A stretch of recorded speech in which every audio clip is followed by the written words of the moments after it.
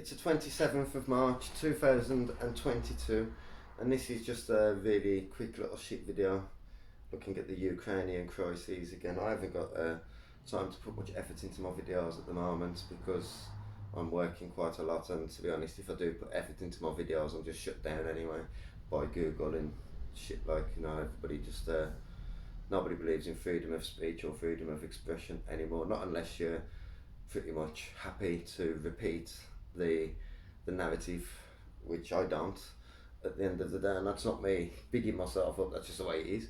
I don't repeat the fucking narrative, I don't agree with the narrative. At the end of the day, I think these people are liars, and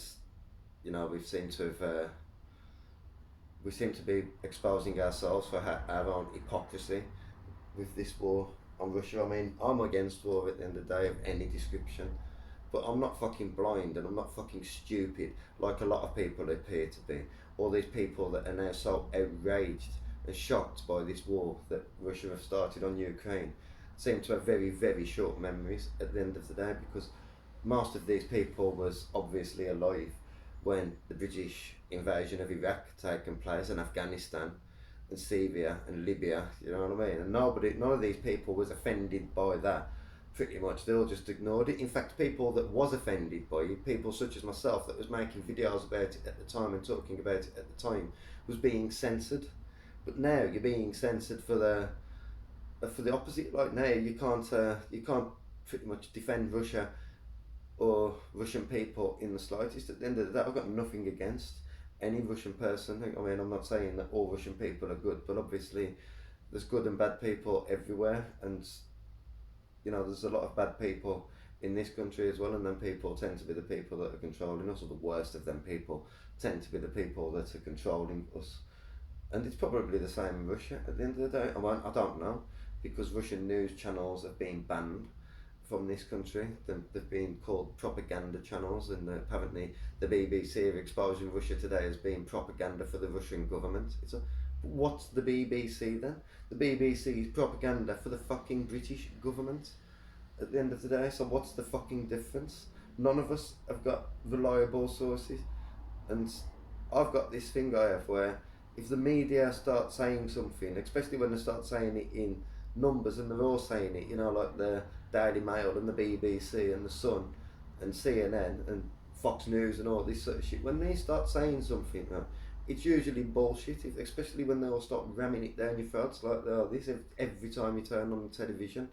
It's, talking about the Ukrainian crisis and calling the Ukrainian president a hero and shit, and calling Putin the most evil man in the world and shit like, and it's like anybody that believes this bullshit by now is a fucking idiot, and don't react to it is what I believe. Honestly, they do something like this to try to they do these things to get a reaction out of us, and we react to it every time. There's this group of people, the same group of people that run out and had the vaccinations straight away because they was worried they might not be allowed to travel without the vaccinations and shit. This group of people that these do-gooders that do good when they're told to do good by the media, but when the media are propagating, ignoring and pretty much dismissing a war that the British government, a war crime that a British Prime Minister and the American President are performing in Iraq, they all turn a blind eye.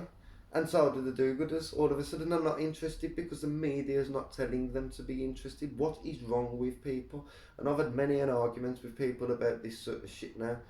I hear it all the time. Oh, Putin's lost his mind, Putin's done this, Putin's done that, Putin's evil, Putin's corrupt, Putin's living in absolute luxury when his people are not, like when his people are struggling. It's like, so is the Queen of England in this country. She's living in absolute luxury as well, don't forget. So is Prince William and Kate Middleton, who are being fucking jeered all over the fucking Caribbean at the moment because nobody wants them there. Everybody's telling them to fuck off back where they come from because nobody fucking wants them. At the end of the day, these families, these aristocratic hierarchies and monarchies and shit like these are connected and responsible, more responsible than, I'm not trying to take away any responsibility at all from the working classes for what was going on through the times of slavery, but at the end of the day, these people was the people that was making the money out of it. These people was the people that was green lighting it and telling us that it was all right, like they always am the people that control our minds. I mean, there's people are pretty easily blinded by the science or something. That's what they do. They blind you with the science, like. But now we seem to be in this situation where you've got a shitload of people in Britain, all these do-gooders, donating all these unwanted things. They've got clogging up the cellars and shit like, and under the stairs and shit, so they're donating it to the Ukrainian crisis. And it's just like, where was these people when the fucking Israelis was attacking Palestine? How come they wasn't so offended by that? Where was these people when the British government was killing, according to some estimations, British and American governments between them killed over 1 million people in Iraq? Other more conservative estimations say they killed at least hundreds of thousands of people, if not more maybe. I mean, we don't know, we will never know how many people the American government killed in Iraq or Libya or Syria or Afghanistan or in the name of democracy at the end of the day. So, these people wasn't offended by this anyway. These do-gooders that are donating everything to the Ukrainian crisis now and there. These people that, and I'm not having to go at people for donating things to people that they think need them, because at the end of the day, I mean, it's a good thing that they think they're doing in some cases, but it's also lazy. That's what irritates me about it. So it would be good if it wasn't so fucking lazy. Do your fucking research at the end of the day. These charities anyway, and these charitable donations, a very small percentage of what is actually made most of the time goes towards the actual cause. I'm not sure how the Ukrainian crisis is collecting or how much of this is being put towards a cause and how much is going towards paying people in the company ridiculous amounts of money. But at the end of the day, it tends to be a lot of the times with these charities that most of the money is going towards another rich person.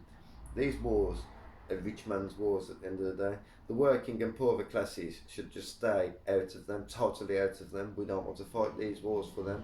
We don't want to be involved. We don't want to greenlight these wars for them, because that's what they're looking for, I think. They're looking for the British and American public to greenlight a full-scale fucking World War III.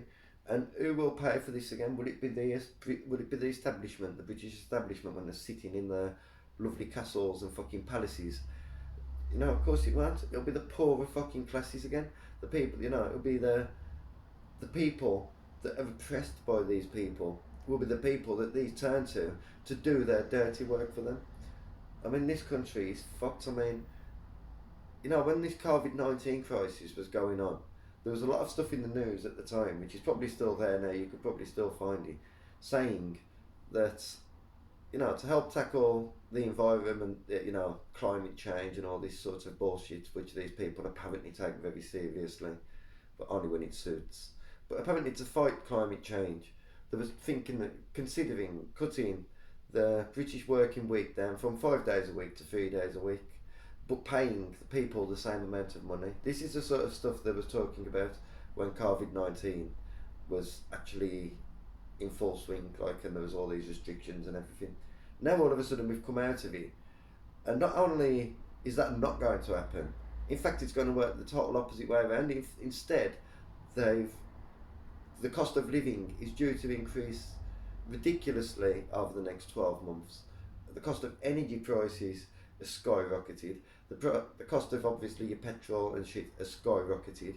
The cost of food, as a result of that, the price of food has skyrocketed. Do you know what I mean? It's like deliberate oppression, trying to take as much as they can from the working and poorer classes, and nothing from the actual people that are responsible for this. All the working and poorer classes are trying to do is live their lives at the end of the day. Just go to work, come back, watch a bit of fucking television and shit, chill out, spend time with the fucking family and shit. That's all they're interested in doing. But we're having obstacles put in front of us, like, well, you've got to go to work and you've got to pay your increasing electric bill and your increasing council tax. I mean, the council tax is ridiculous. We shouldn't be paying council tax, full stop. The only fair tax is an income tax. Tax people on their income and nothing else at the end of the day. Not these these council tax things. I mean, what gets me about this council tax is, if you live in a one bedroom flat, like like I do, at the end of the day, you're paying pretty much almost the same sort of council tax as somebody that lives in a 3 bedroom house. So what the fuck is that about? I mean, why? Why am I paying the same sort of rates as somebody living in a 3 bedroom house? You know what I mean? It's like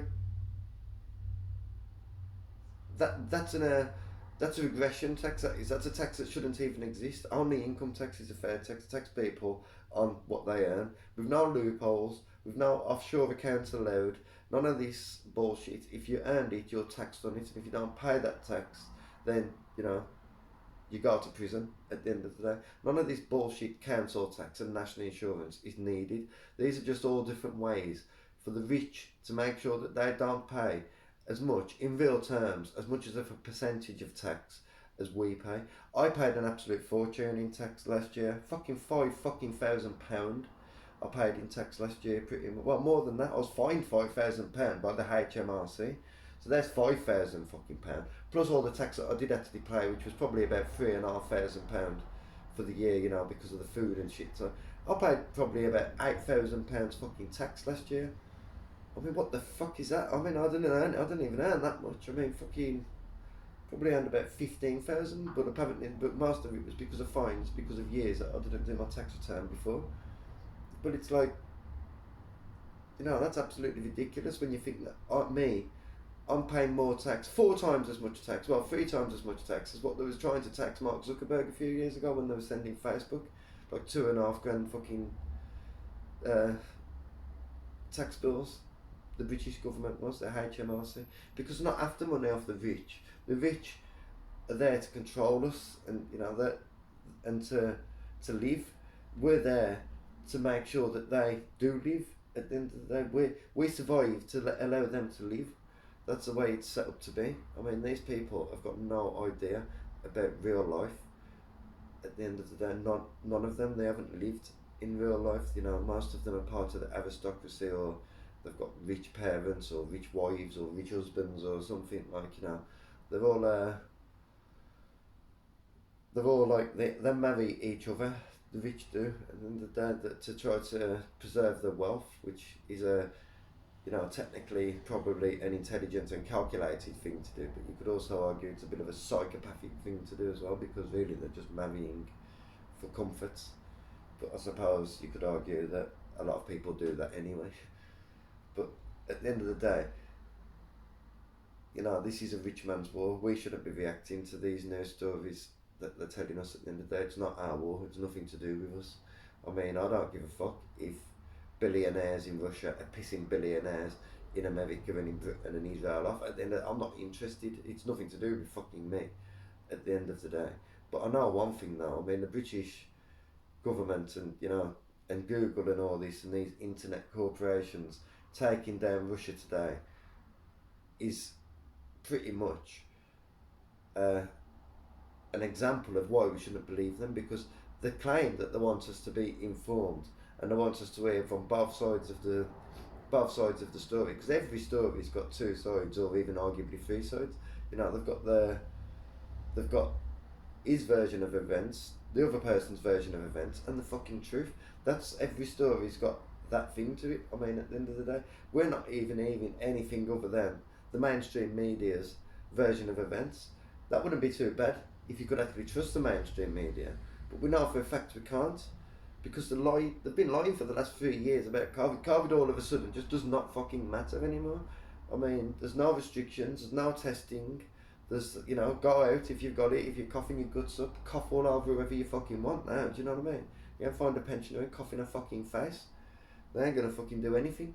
Before, if you was doing shit like that, fucking hell, they're putting you in the fucking newspapers and trying to make an example out of you and trying to pretty much use fear, intimidation and humiliation to make people conform to their ridiculous demands. And there was ridiculous demands at the end of the day at that time. But now they've put us out of it. The cost of living is going to skyrocket. They're looking for more control. They're looking for more power. They're looking for more money and wealth. And the only place they can get that from is from us, the working and poorer classes and the middle classes, who are actually in the biggest amount of trouble, you could argue. But at the end of the day, that's up to them, because the middle classes have got this thing where they keep voting these conservatives in power, and yet the middle classes is shrinking and shrinking. Them destroying them voting for their own demise at the end of the day. But there's again what Labour going to do. I mean, there's not much difference. There's not much difference in any of these political parties that have got a chance in getting into power. We're pretty much back to a two-party system in the UK anyway. There was a time where other parties was making a bit of an impact and giving people at least a little bit more choice. Still not a lot of choice, but a little bit more choice. But now we're back down to the Conservatives and Labour, who realistically is going to win this next election. And I refuse to vote for any of them. And like I've said in the video before this, and I'll repeat it again, I do not consent to anything that this government do. They do not do this in my name at the end of the day. I'm taxed at the end of the day, so yeah, I fund the fucking British government and shit out at the end of but I do not consent to anything they do. I only fund them because they use intimidation tactics, and plus they take money straight from the source anyway, so I don't really got much choice but to pay tax because it comes out my wages most of the time, unless I do a job, a job that we call foreigner like sort of thing. But at the end of the day, I do not consent to anything that these people do. I do not agree with anything that these people say. These people do not represent me. They do not represent most of the people I know. At the end of the day, whether the people that I know are smart enough to recognise that they're not being represented very good by by the government of their own country. That's up to them to fucking notice at the end of the day. But the way I see it is anyway, anything that they do, I give them no consent to anything that they do. At the end of the day, nothing. I withdraw all consent from everything. I don't believe in these people. I believe that these people are the biggest problem in the world. The real terrorists of the world are the British government, the fucking pharmaceutical corporations, the technology corporations, people like Facebook and Google and fucking Twitter and all this shit.